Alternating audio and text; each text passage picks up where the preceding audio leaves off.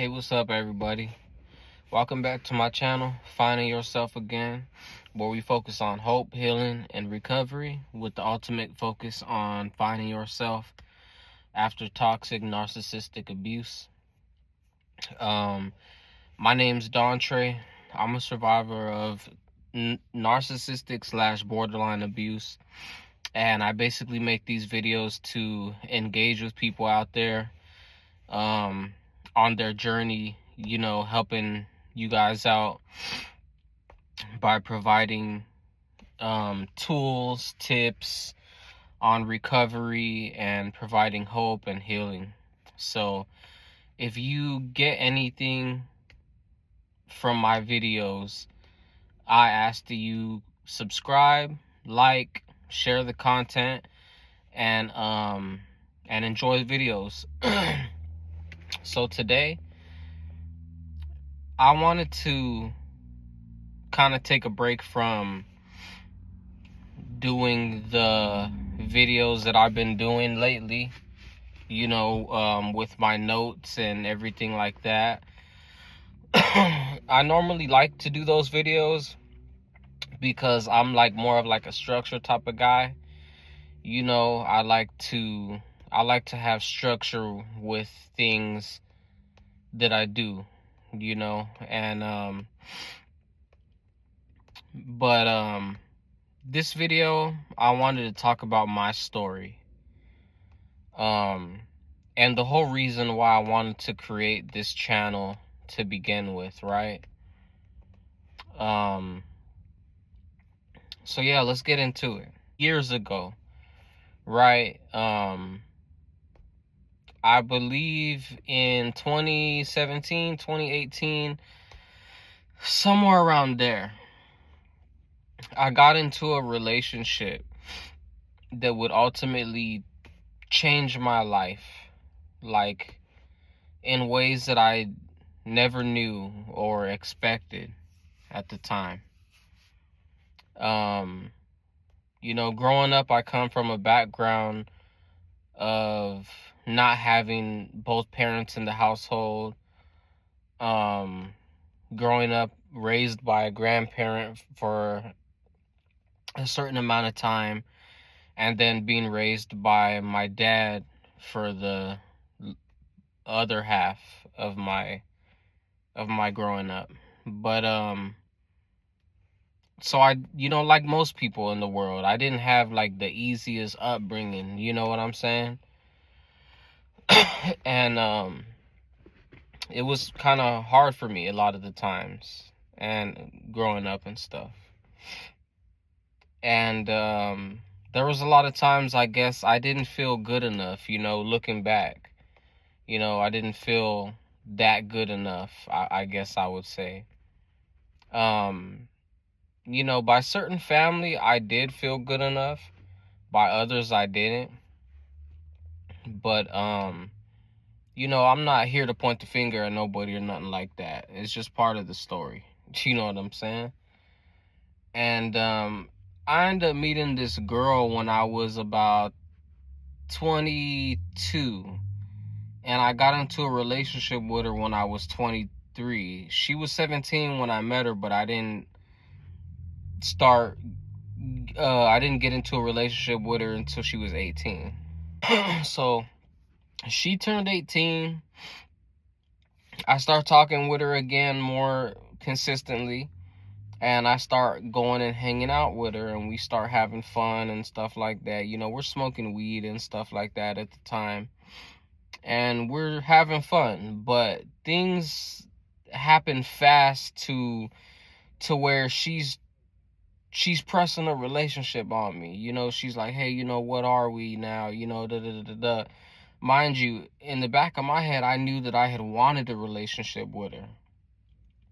So in my head, I'm like, okay, cool. Everything has been working out how I want it to. You know what I'm saying? Like, she's asking, what are we now and stuff like that. So I'm like, all right, bet. Things are working on accord, so so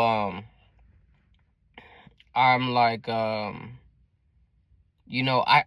don't even really remember. I want to say that that I had told her, like, you know, it's kind of a little bit early, but I felt pressured. I'll just say that. I felt pressured to cuff her down. So I said, yeah, you know, we could be boyfriend and girlfriend. You know, I asked her, I said, do you want to be my girlfriend? And then we basically made it from that day forward, boyfriend and girlfriend, right?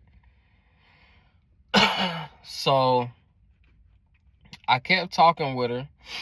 I was staying at my grandparents again at this time, and I would visit her about every day. At first it was just the weekends, then it turned to like every day I would go over and I would spend the night in the dorms at her school. And I just ended up basically kind of like living over there. So I stopped living here at my grandma's. I started basically living over there. I would go to work, and then when I get out of work, I'd just go straight over there, like an hour away, and I would live with her. I mean, and I would spend the night. I would spend the night right there, you know. And we did that, and I did that for a while, and then we actually end up getting an apartment together.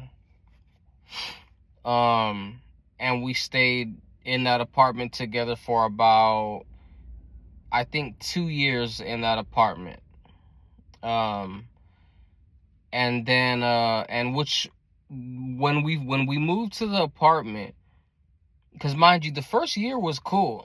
You know, but I was a little bit naive because I didn't know about the red flags and stuff like that.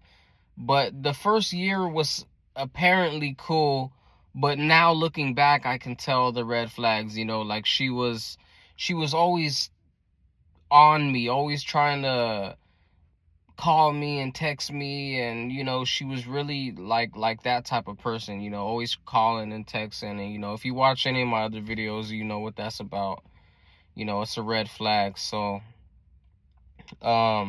she would also have like a lot of guys on social media. I remember, you know, I remember later in the relationship, when we moved into the apartment, I had told her like, hey, I don't want to be in a relationship with you if you're gonna have all these guys on your social media. You know, they're gonna have to go, you know, Snapchat, Instagram, all that, you know.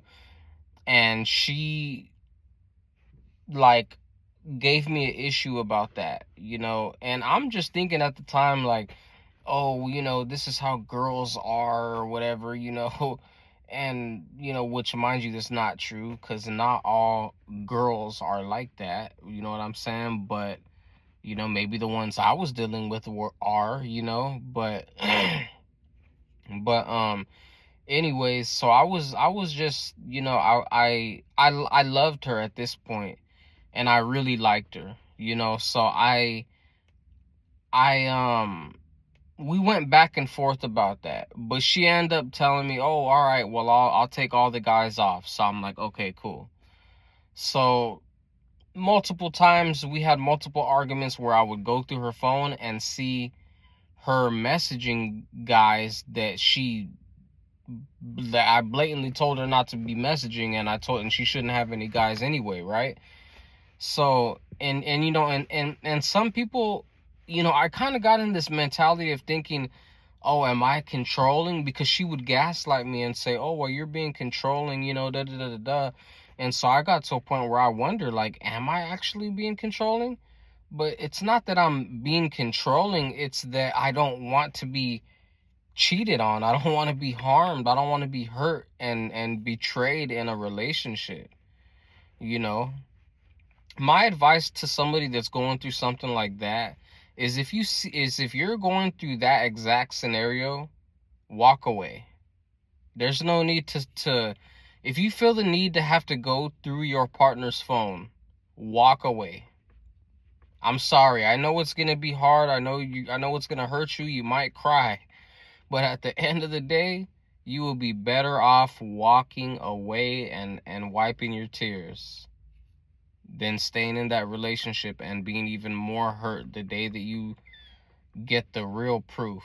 So yeah, so we're staying in that apartment for a while, you know, we're having ups, we're having downs. This is also where I saw like the first time where she started smashing shit. Like, we would have these arguments where she would just grab all of our glass and just slam it straight on the floor. Like she would just slam everything straight on the floor. There's glass everywhere. She's stepping in it sometimes. She's cutting her feet up, bleeding. And the police would be called because our neighbors would be calling the police. So the police would come out, and we already had this down clockwork. We would always tell them, nobody's putting their hands on anybody. We're just arguing. Even though multiple times she would be putting her hands on me, slapping me, punching me, choking me, just doing the most, and because I'm a guy, I'm sitting there like, oh, well, like, it ain't that serious. It ain't like she's really hurting me, which sometimes she did. Most of the time she didn't. But at the end of the day, it's not cool whether she's hurting you or, like, whether the person's hurting you or not. It's the fact that they think it's okay to do that to you. You're not a punching bag. You don't deserve to be disrespected like that. You don't deserve for people to be putting their hands on you. You know what I'm saying? So, nah, man, I'm better than that. I got more self-respect and more self-love than that. So yeah, like I was saying, so that was when I first started to see that she was doing that. In all honesty, realistically, if, knowing what I know now, I should have walked back, and I would have walked away, way back then. I would have walked away way back then.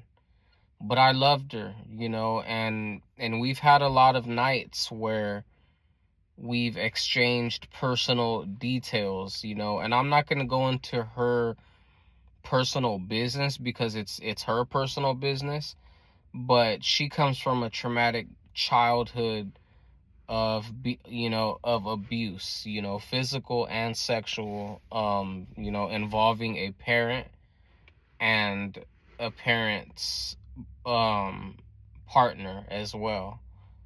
So she comes from a really traumatic background, as a child.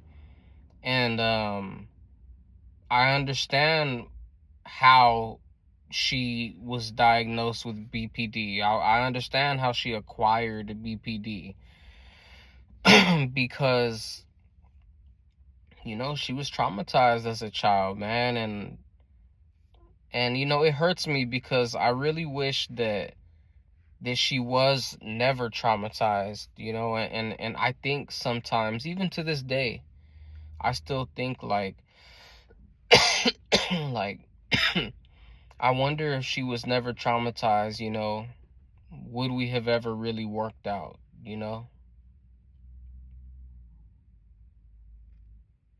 I wonder about that sometimes, like, would we have ever worked out if she didn't have BPD? Unfortunately, it's only something I can wonder now because the relationship is over, and I'll never know, but yeah, so after we were in that apartment for about a year or two, we ended up moving to LA. We ended up moving to Koreatown, and we lived there for about 2 years. And we had explosive, heated arguments, What's weird is she actually stopped having the arguments where she would break stuff, because I had talked to her about that, and I'm like, look, dude, like, in our other apartment, you're breaking shit, like, we're getting the cops called on us. Like, we can't keep having these heated arguments, So she's like, I know, I'm sorry, da da da da da da da. So we end up like agreeing to not have these heated arguments. And I think part of me even like started doing things differently in order to not have her explode. You know what I mean? Like, certain shit that I knew she would blow up about that might have not been that serious to me, that I knew she would trip, like I knew she would tweak, I just wouldn't even bring it up, because I'm like, okay, like, you know what I'm saying? It's kind of like walking on eggshells, you know what I'm saying? So I wouldn't even bring up a lot of shit. Only if it was something like serious or really mattered and I needed to say something about it, I would. And then we would more than likely have a heated argument. You know, we definitely still had heated arguments. Just because she wasn't breaking shit, we were still having heated arguments. You know, and I would still catch her on the phone talking with other dudes and shit like that. Like shit didn't ever really change, you know what I mean? At the time I was going through some legal matters, and I was a little bit worried about my future, so I had ended up talking with her, and I had came up with an idea of, hey, maybe we should buy a house, and what we can do is we could buy a house cash, and then if I have to go away for a while, you could just go get a part-time job or a full-time, and you could just work and pay for your survival. She could just even get on food stamps or something like that and still be able to survive. She won't have to worry about paying rent. So basically, we came to an agreement to do that. We ended up buying a house in the East. We ended up buying a house in Detroit. Basically in Detroit, and stayed there for about 8 months, and then we weren't really feeling it like that, like it was cold. We're not from there, it's freezing. We did enjoy like the house and stuff like that, and honestly, we had, I would say, the best bond and the best moments and stuff out there in Michigan. Even though we weren't like we didn't have no money like that. We just had enough money to buy the house. And so I was still working my ass off, and she was even still working. And then even though we didn't really have nobody, no family out there, we made a couple friends, but we had each other at the end of the day. We had our dogs, and we had our house, and it was like our own little family. And and we went through a lot of struggles together, and we just went through a lot together, So yeah, man, we ended up selling the house, and then we stayed in Washington D.C. for a couple months, and then we eventually ended up moving back to Los Angeles, and we would still argue here and there. We ended up moving to Hollywood, and we would still have our moments, our arguments. And eventually I noticed that my girlfriend at the time started to become emotionally like distant to me, like she was just distant. We all could sense it, everybody could always sense when their partner's going distant on them. And I started to argue with her about it often, which probably made things worse, and I started to look into her phone but couldn't find anything. And one fatal day, I looked into her phone, couldn't find anything. And then I opened the notes. You know how on our iPhone we have notes. And I opened the notes, and it was a whole message to another dude. Like, she wrote out a whole message to another guy. I woke her up and I showed it to, I didn't even get to finish reading it. I woke her up, I showed it to her, I asked her, what is this? And she snatched her phone from me.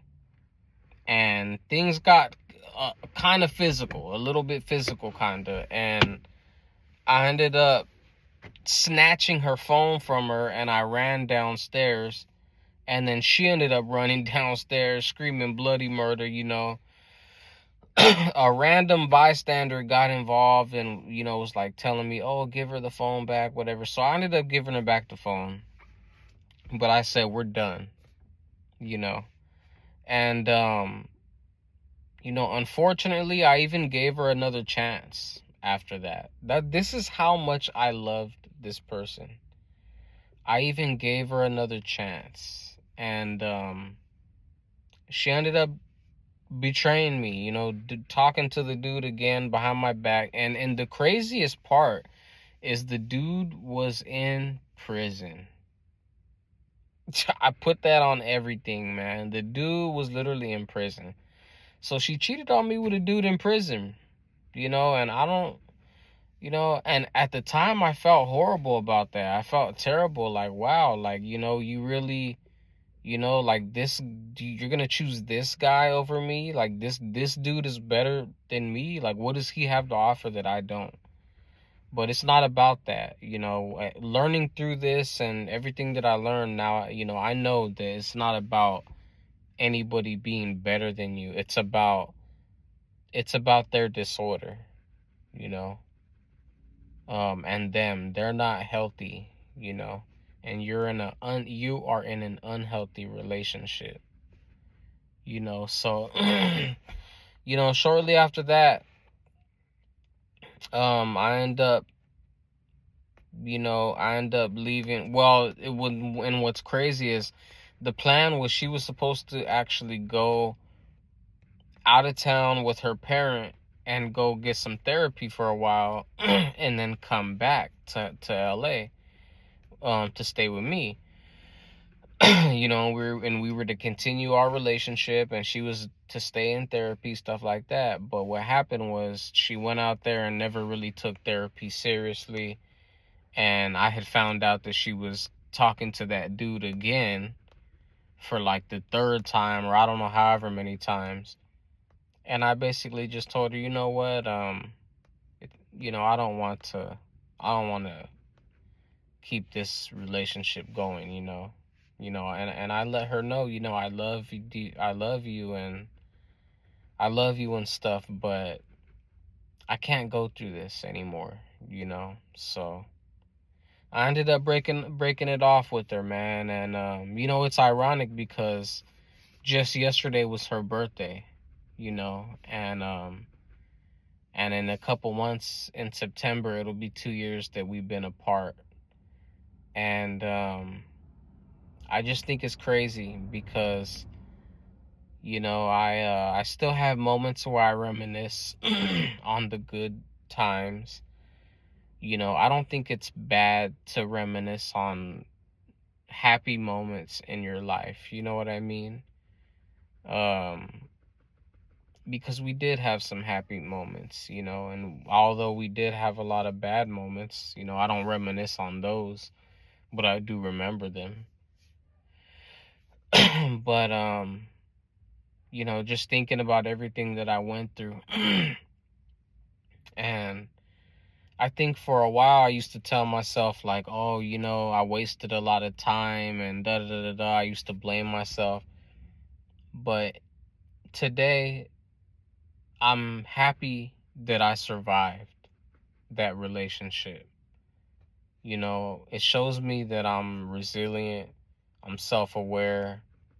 I've been through a lot, but I can get through it. I can get through anything as long as it don't kill me. And I think this story and this video can show anybody else out there that, like, regardless of how bad of a relationship you've been through, you can make it out of that, and you could learn what self-love is and self-respect, and you could learn how to love yourself fully again. And no matter how hard it is, no matter how dark your days are, you can have another bright day again, and as long as you put in the work, you get the support and the help you need. I've been in therapy over a year and almost a year and a half. I just finished that recently, and I feel better in life, you know. Life is still life. It's still going to be up and down, but I feel better, you know. I've had hands and knees moments, you know. Moments where I've just broken down, moments where I could not eat, couldn't sleep, moments where I'm just in bed and I can't even think, you know what I mean? Like, I can't think, I can't eat, I can't sleep, I can't do nothing. Nothing will make me feel better. Nobody I talk to will make me feel better. I'm just stuck in bed, stuck on the floor, stuck on my hands, stuck on my knees, you know, and I'm not there anymore, you know, so I know for a fact that if I could do it, anybody else can. And I know that sounds cliche, I know that sounds corny, but it's true, you know what I mean? Like, if I can get off my hands and knees the way that I once was because of what this did to me, I know anybody can do it. As long as you put your mind to it, you know? So I'm gonna go ahead and wrap this video up now. It's already getting kind of long, and I know you probably can't even see me no more because it's dark. I came out here kind of late, guys, so my bad. I meant to be out here a little bit earlier. And I didn't write nothing to this. You know, this ain't scripted. This is like straight from my brain, straight from my heart, straight from my feelings. You know, I didn't include that many details, obviously, because I don't want, you know, obviously out of respect for my past partner and out of respect for myself as well, to an extent, right? But yeah, you know, I just wanted to explain to you guys what I've been through and why I created this channel, and you know what my ultimate goal is with this channel, and the reason, you know, really the reason. So without further much to say, man, I hope that you guys resonate with this video. I hope that you guys relate to it. I hope that you can feel what I'm saying. And if you're going through anything like this, you know, I feel for you. I'm empathetic and sympathetic towards you. I'm sending love and compassion and hugs your way. No matter who you are, no matter where you come from, I'm here for you, and just know that you're not alone in this. You know, I've been there before. There's many other people that have been in your situation before, and we're here for you. So if you like this video, I ask that you subscribe. Help me get to 1,000 subs. I'm trying to get past 1,000 subscribers, obviously, but if you could be one more on the way there, that would be extremely helpful to me, and I'd really appreciate it. Drop a comment below. Let me know what you thought of the video. Let me know your personal experience with these types of toxic relationships. You know, how long have you been in one? How long have you been out of one? What's your experience? How has it changed your life? Stuff like that. Let me know what you want me to talk about, any certain topics, stuff like that. Share this video as well. Share it with somebody that it may help. That's what my content is for at the end of the day, to help anybody that comes across it. So I'm gonna go ahead and wrap this up. I'm gonna let y'all go. Let y'all have a good night or morning wherever you are whenever you see this video. And stay tuned for my next one. I drop videos daily, so stay tuned for my daily content. See you guys there. Bye.